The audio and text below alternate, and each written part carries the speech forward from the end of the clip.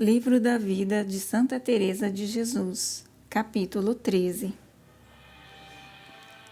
Permaneceu-me apropriado falar de certas tentações que tenho visto acometer os principiantes e dar alguns conselhos sobre coisas que julgo necessárias.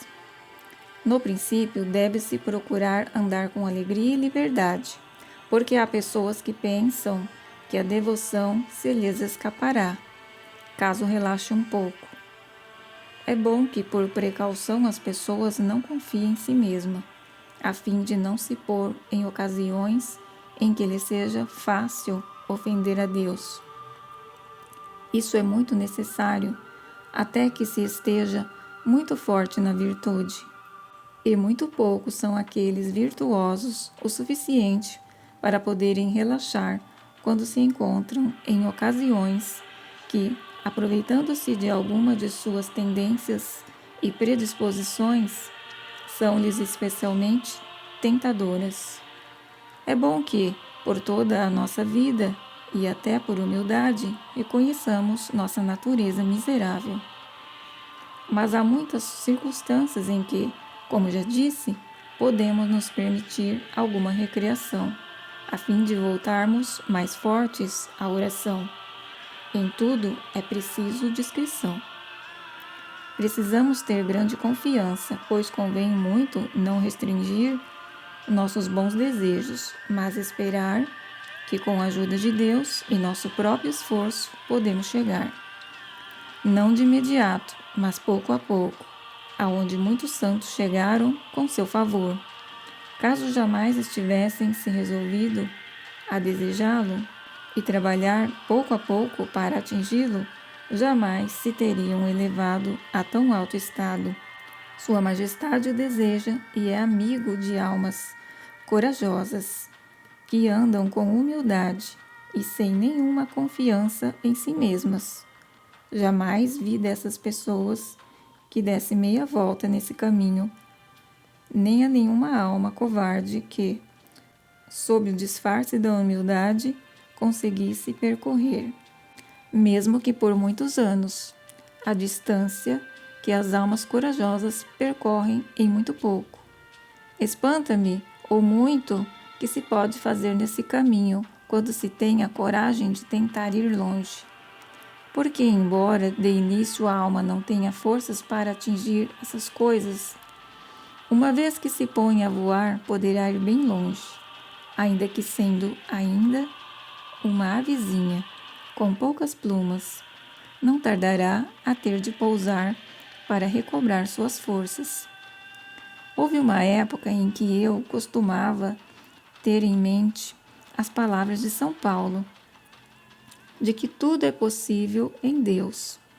Eu percebia muito bem em mim, não podia nada. Isso me foi de grande ajuda, assim como as palavras de Santo Agostinho. Dai-me o que mandais, e mandai-me o que quiserdes de mim. Pensava muitas vezes que São Pedro nada tinha perdido ao se lançar ao mar, embora sentisse medo depois de tê-lo feito. Essas primeiras resoluções são de grande importância, ainda que nesse primeiro estado seja preciso andar devagar e deixar-se guiar pela discrição e pela opinião de nosso diretor. Evidentemente, temos de estar atentos para que ele não seja o tipo de pessoa que nos ensine a andar como sapos, ou se satisfaça com que a alma se mostre apta a caçar apenas lagartixas. Porém, mantenhamos sempre a humildade, para entendermos que essas forças não terão sua origem em nós mesmos, mas é necessário que entendamos como há de ser essa humildade, porque creio que a fim de impedir o progresso das almas que praticam a oração, o demônio provoca muito dano, fazendo-as compreender mal a humildade e levando-as a crer que seria soberba ou ter grandes desejos e querer imitar os santos e desejar o martírio. Logo nos diz ou dá a entender que as coisas dos santos são para admirar, mas não para que o façamos nós mesmos, que somos pecadores. Eu mesma concordaria com ele, no sentido de que temos que considerar quais de seus atos devemos apenas admirar e quais devemos realmente imitar. Pois de fato não seria bom que uma pessoa fraca e enferma se expusesse a muitos jejuns e severas penitências, ou fosse para um deserto onde não pudesse dormir, nem tivesse o que comer, ou coisas semelhantes. No entanto, precisamos ter em mente que, com o favor de Deus, podemos nos esforçar para desenvolver um grande desprezo pelo mundo. Não estimar honras, nem estar preso a posses materiais, pois nossos corações são tão estreitos que imaginamos que a terra se abrirá sobre nossos pés caso tentemos descuidar um pouco do corpo e cultivar o espírito. Ou então pensamos que ter em abundância tudo aquilo que necessitamos é algo que ajuda o recolhimento da alma, uma vez em que as preocupações perturbam a oração. Incomoda-me quando penso que temos tão pouca confiança em Deus e tanto amor próprio, ao ponto de preocupações como essas serem capazes de nos inquietar. É porque, enquanto o nosso espírito tem avançado muito pouco, vemo-nos tão perturbados por qualquer ninharias quanto outras pessoas, por coisas grandes e de grande peso. E com tudo isso, ainda nos achamos muito espirituais. Parece-me agora que esse modo de vida é uma tentativa de reconciliar corpo e alma, para que não percamos o descanso cá na terra, nem deixemos de fruir de Deus lá no céu. E assim será se andarmos em justiça e apegados à virtude. Porém, isso significará andar a passo de galinha e jamais alcançar a liberdade de espírito. É, ao que me parece, uma maneira muito boa de proceder para pessoas casadas e que têm de viver de acordo com a sua vocação. Já para pessoas em outro estado, no entanto, penso que esse método não é o mais adequado e ninguém conseguirá me convencer do contrário, pois eu mesma o experimentei, e não tivesse o Senhor em sua bondade me levado por outro caminho mais curto, estaria até hoje estagnada no mesmo lugar. Com relação a essa questão dos desejos, posso dizer que sempre os tive grandes, porém me esforçava, como disse, por praticar a oração e, no entanto, não abria mão de viver ao meu bel prazer. Creio que alguém que então quisesse encorajar-me a voar mais alto deveria me ter trazido a um estado em que esses desejos fossem realizados. No entanto, devido aos nossos pecados, aqueles que não são exageradamente cautelosos a esse respeito são tão poucos e tão difíceis de encontrar que julgo ser essa a principal razão pela qual os principiantes não atingem mais depressa uma grande perfeição. Pois o Senhor nunca nos falta, nem é Ele o culpado de nossos erros. Nós é que somos os faltosos e miseráveis. Também podemos imitar os santos procurando solidão e silêncio e muitas outras virtudes, mas nada disso matará nossos miseráveis corpos, que com tanta diligência trabalham para desconcertar a alma. E o demônio ajuda muito a torná-los inaptos para o bem. Quando vê em nós algum temor, persuade-nos de que todos esses hábitos de devoção nos hão de matar, ou pelo menos arruinar nossa saúde.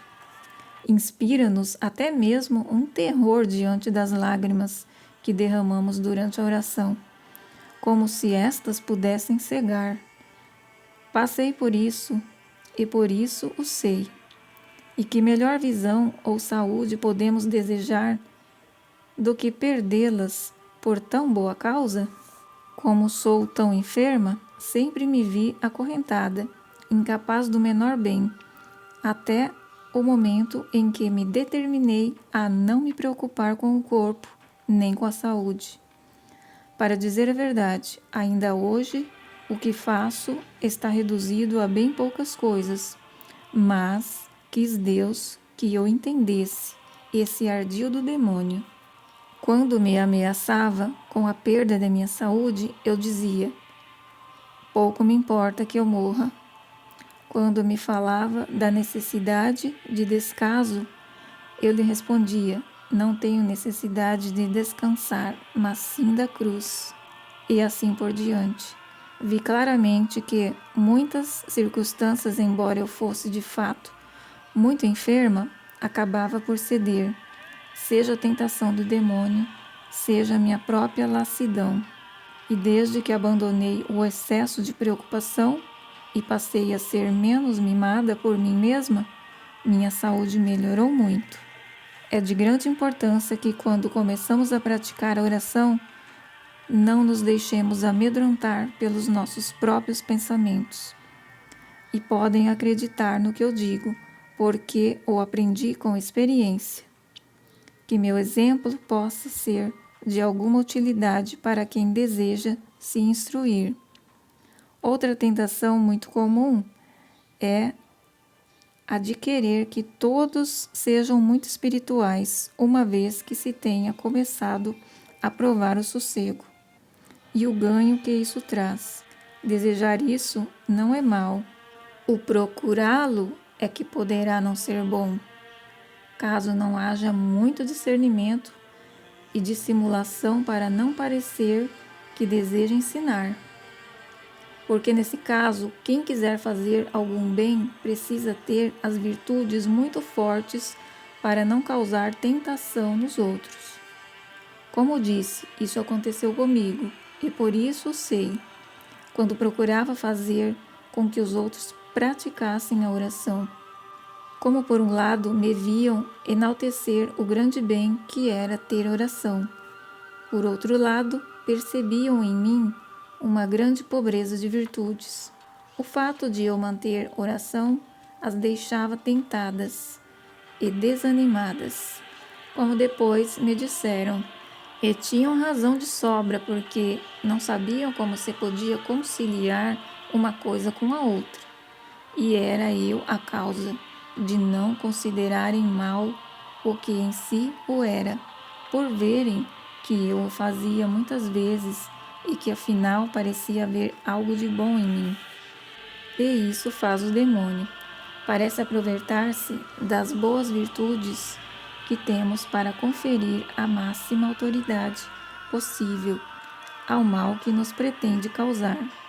Se esse mal, por menor que seja, tem um valor considerável para o demônio, quando perpetrado numa comunidade religiosa, muito mais deve valer para ele. O mal que eu fazia era muito, muito. E foi assim que, duramente, muitos anos, só 3 pessoas tiraram proveito de minhas palavras. Hoje, no entanto, depois de o Senhor me haver dotado de mais forças na virtude, muitas pessoas se puderam beneficiar com minhas palavras, como relatei mais adiante. Além disso, há outra grande desvantagem em ceder a essa tentação, que é o dano que assim se causa à alma. O que mais havemos de preocupar inicialmente é cuidar só dela, como se no mundo inteiro houvesse apenas Deus e ela. E isso é algo que convém ter sempre em mente. Outra tentação vem da aflição causada pelos pecadores e faltas que vemos nos outros. Como todos temos certo zelo pela virtude, devemos conhecer melhor a nós mesmos e aprendermos a andar com cuidado. O demônio nos diz que essa aflição deriva apenas de nosso desejo de que Deus não seja ofendido e de nossa preocupação por sua honra. o que nos induz a intervir imediatamente para remediar esses pecados e faltas alheios. Isso nos inquieta tanto que chegamos a ficar impedidos de rezar, e o maior dano está em pensar que tal aflição constitui uma virtude e um sinal de grande zelo por Deus.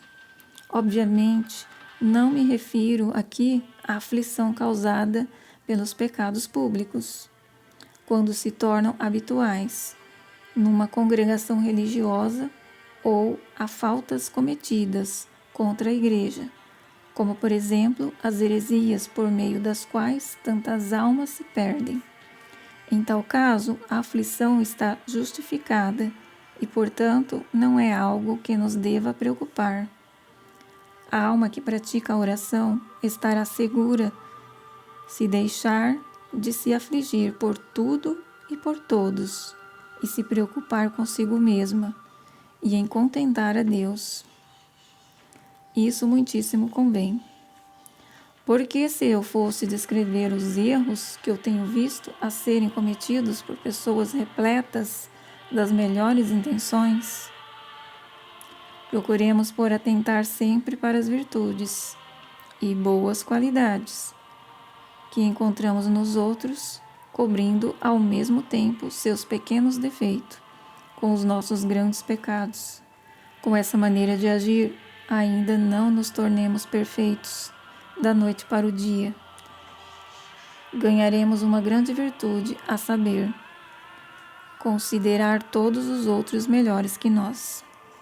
E assim, com a ajuda de Deus, sem a qual nossos próprios esforços seriam inúteis, começaremos a lograr êxito. E lhe supliquemos que nos dê essa virtude, uma vez que fizemos o que está em nossas mãos. Deus não nos faltará. Que também considerem esse conselho aqueles que utilizam muito o intelecto e que de um objeto são capazes de deduzir muitas outras ideias, ao que não podemos fazê-lo. E esse era o meu caso. Não há mais a dizer, senão que tenham paciência, até que o Senhor lhes dê ocupação e os ilumine, pois podem tão poucos por si mesmos, que o intelecto mais o atrapalha do que os ajuda. Voltando aos que fazem uso do intelecto, meu conselho é que não consagrem todo o seu tempo a isso, ainda que sua oração seja muito meritória. O modo como se entregam a essa prática faz com que esqueçam de que devem ter um dia de domingo, isto é, um período de descanso de seu trabalho. A eles, no entanto, parece-lhes que de tal descanso seria perda de tempo, ao passo que eu considero essa perda um grande ganho.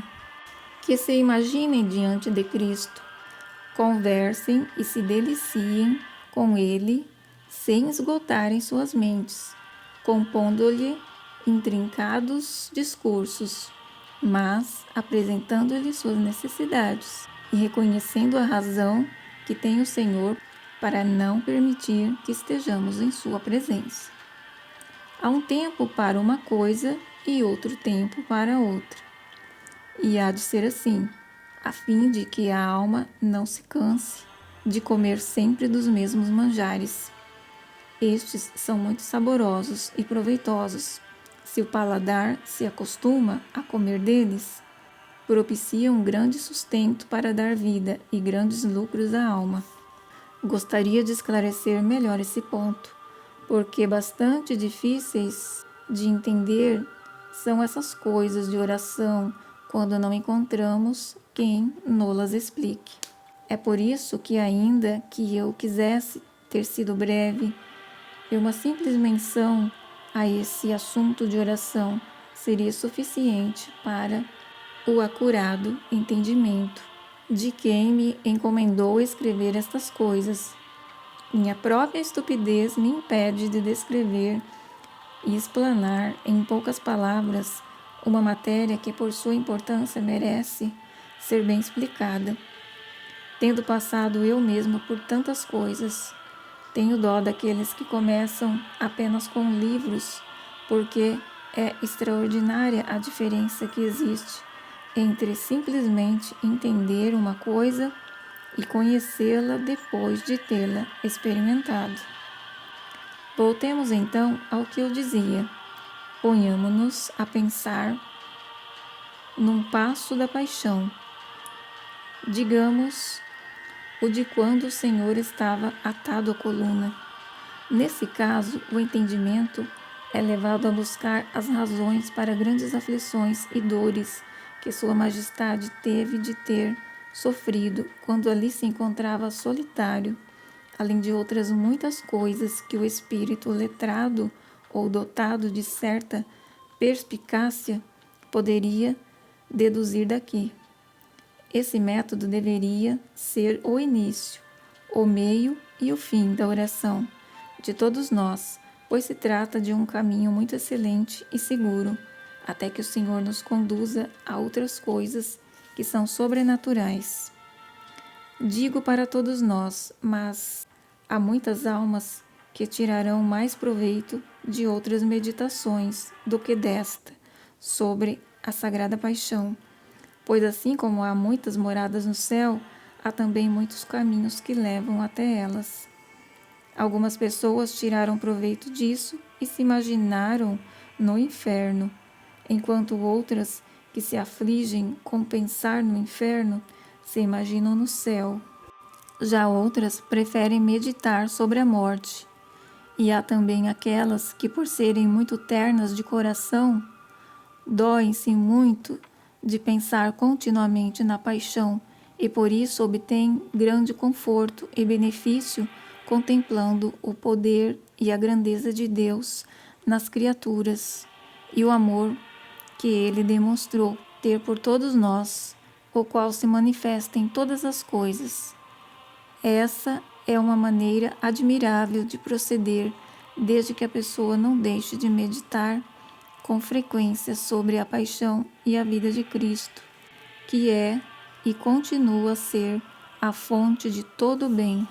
Para decidir qual caminho lhe é mais favorável, o principiante necessita de alguém que o aconselhe. Para isso, é muito necessário ter um diretor, mas que seja bem experimentado, ou do contrário, muito pode errar e conduzir a alma sem a entender ou sem permitir que ela entenda a si mesma, pois a alma, sabendo que é grande mérito estar sujeita a um diretor, não ousará fazer senão aquilo que lhe mandam. Tenho encontrado almas encurraladas e angustiadas devido à falta de experiência de quem as orienta, e enorme é a pena que sinto delas. E há pessoas que já não têm ideia de como agir por si mesmas, pois seus diretores, pelo fato de não entenderem o espírito, afligem-nas tanto a alma como no corpo, impedindo-as assim de progredir. Uma delas que falou comigo sobre isso passou 8 anos agrilhoada pelo seu diretor espiritual, que não a deixava almejar nada que não fosse o autoconhecimento. Mas como naquela época o Senhor já lhe concedia a oração de quietude, ela experimentava grandes sofrimentos. Embora jamais se possa deixar de lado a questão do autoconhecimento, não há alma que seja tão gigante que não tenha muitas vezes de se tornar uma criança latente. E isso jamais deve ser esquecido, e quiçá o direi mais vezes, porque importa muito, pois não há estado de oração tão elevado que não seja muitas vezes necessário retornar ao princípio. E o autoconhecimento com relação aos pecados é o pão que tem de ser consumido com manjares de todos os tipos, por delicados que estes sejam, neste caminho de oração. Sem esse pão, não poderíamos de maneira nenhuma saborear o nosso manjar. Porém, o pão tem de ser comido em proporções moderadas, quando uma alma se encontra exausta e entende claramente que de si não tem coisa boa, quando se sente envergonhada na presença de tão grande rei e vê o pouco que lhe paga de tudo o que lhe deve. Que necessidade há então de gastar o tempo aprendendo a conhecer a si mesma? Será mais proveitoso passar a outras questões que o Senhor lhes antepõe, as quais não devemos negligenciar, pois Sua Majestade sabe melhor do que nós o que nos convém comer. Assim importa muito que o diretor seja prudente, digo, de bom entendimento, e que tenha experiência. Se além disso ele for letrado, será grandíssima coisa. Mas caso não se possa encontrar essas 3 coisas juntas, as 2 primeiras importam mais, pois não é difícil encontrar pessoas letradas com quem se possa consultar quando seja necessário. O que quero dizer é que, para os principiantes, as letras são de pouco proveito, se eles não têm a prática da oração. Mas isso não significa que não se devam comunicar com as pessoas letradas, porque um espírito que não esteja fundado na verdade é preferível que não pratique oração. Grande coisa é ter letras, porque estas instruem os que carecemos de conhecimento e nos dão luz, de maneira que, apoiados na verdade da Sagrada Escritura, agimos como devemos. Que Deus nos livre de tolas devoções. Quero me explicar melhor, pois creio que me envolvo em muitos assuntos. Sempre tive este defeito de não saber me explicar sem precisar recorrer às palavras em demasia. Uma freira começa a praticar a oração. Caso seu instrutor seja simplório e esteja convencido de tal coisa, dar-lhe-á a entender que é melhor que ela obedeça a ele do que a seu superior. E o fará sem malícia, mas pensando que acerta, porque se não for religioso, parecer-lhe-á que isso é o certo. E se estiver lidado com uma mulher casada, dirá que é melhor que se dedique à oração quando tenha trabalhos domésticos a fazer, ainda que isso possa descontentar o marido. Assim, não saberá orientá-la para que organize seu tempo de maneira que a tudo ande conforme a verdade. Por lhe faltar luz, não a dá aos outros, ainda que queira, e embora a instrução possa não parecer necessária para isso, minha opinião sempre foi e sempre será de que todo cristão deveria, na medida do possível, travar relações com pessoas letradas, e quanto mais letradas estas forem, tanto melhor. Aqueles que vão pelo caminho da oração têm maior necessidade de instruir-se, e esta será tanto maior quanto mais espiritual for a pessoa. Não devemos cometer o erro de dizer que pessoas letradas que não praticam oração não são diretores adequados para aqueles que a praticam. Tenho tratado com muitos e de uns anos para cá, deles tenho sentido maior necessidade. E embora alguns não tenham experiência, nem por isso aborrecem o Espírito ou o ignoram, porque estudam a Sagrada Escritura, onde a verdade sobre o Espírito sempre pode ser encontrada. Creio que uma pessoa de oração que consulte homens letrados não será enganada pelo demônio com ilusões, a não ser que ela assim o deseje. É que os demônios têm grande temor de pessoas que, além de letradas, sejam humildes e virtuosas, pois sabem que por elas serão descobertos e derrotados. Disse isso porque há quem pense que os homens de letras, quando não são espirituais, são inadequados para aqueles que praticam oração. Já afirmei que um diretor espiritual é necessário, mas que, se não for letrado, revela-se um grande inconveniente. Contudo, será de muita ajuda consultá-los, desde que sejam virtuosos, porque ainda que não sejam espirituais, tiraremos disso algo de bom, e Deus lhes dará a entender o que tem de ensinar, e até os fará espirituais para nosso proveito. E isso não o digo sem que eu mesma tenha tido a experiência de conviver com uma série de pessoas assim. Reitero, portanto, que quem entrega sua alma a um único diretor espiritual, principalmente quando se trata de um religioso, necessariamente submetido a seu superior, comete um grande erro se não encontrar uma pessoa com essas características que acabei de descrever. O perigo está que, no caso de faltar ao diretor todas as três coisas, não será pequena a cruz a ser carregada pelo penitente, que não submeterá voluntariamente o seu entendimento a alguém cujo próprio entendimento não é bom. Ao menos isso eu jamais me animei a fazer, nem me parece que seja algo errado.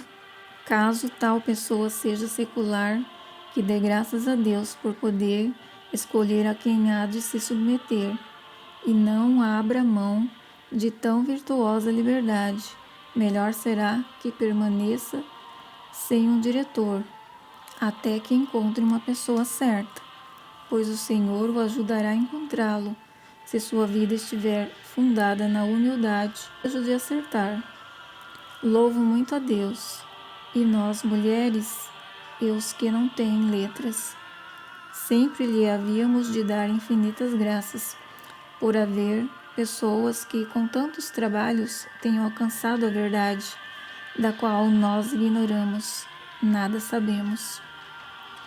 Espanta-me muitas vezes que pessoas letradas, especialmente religiosas, estejam dispostas a dar-me o benefício daquilo que adquiriram com tanto trabalho, sem que isso me custe mais do que o esforço de solicitá-lo. E pensar que existem pessoas que não possuem nenhum desejo de tirar proveito disso. Não o queira Deus. Vejo-os sujeitos a provações de vida religiosa, que são grandes: penitência, comida escassa, obrigação de obedecer, o que às vezes faz com que eu me envergonhe de mim mesma, e além disso, as poucas horas que dormem. Tudo ali é provação, tudo é cruz. Parece-me que seria grande se alguém, por sua própria culpa, perdesse os benefícios de uma vida como essa. E pode ser algum de nós que estamos livres desses trabalhos e vivemos ao nosso bel prazer, recebendo tudo já mastigado, como se diz, nos julguemos superiores a quem vive sob tantas provações, simplesmente porque praticamos um pouco mais de oração do que eles. Bendito sejais vós, Senhor, que tão inábil e sem proveito me fizestes. Louvo-vos muito por despertardes a tantos que nos despertem. Deveríamos rezar continuamente por aqueles que nos esclarecem. Que seria de nós sem eles? Entre tão fortes tempestades como as que agora enfrentam a Igreja, se algum deles tem sido ruins, mais resplandecerão os bons. Que o Senhor os tenha em sua mão e os ajude para que nos ajudem. Amém.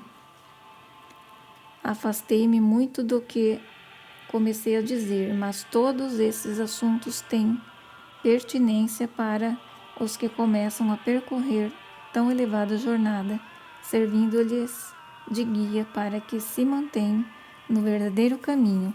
Voltando agora ao que eu dizia. A meditação em Cristo atado à coluna. Seria bom discorrer um pouco e pensar nas dores que o Senhor ali suportou, a razão pela qual as suportou, quem é aquele que as suportou e com que amor ele as sofreu. Mas não devemos nos cansar em andar sempre em busca dessas ideias. Às vezes temos simplesmente de ficar ao seu lado, com nossas mentes em repouso.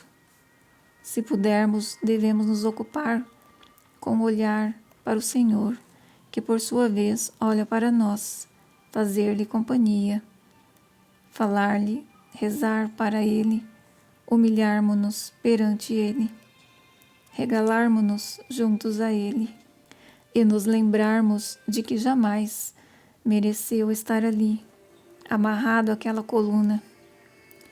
Quem conseguir fazer isso encontrará grande proveito, ainda que seja um mero iniciante na oração, pois esse tipo de oração gera muitos benefícios.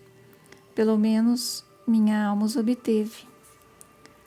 Não sei se consegui me exprimir corretamente, mas a vossa reverência saberá o que quero dizer. Que o Senhor me conceda a graça de contentá-lo. Amém.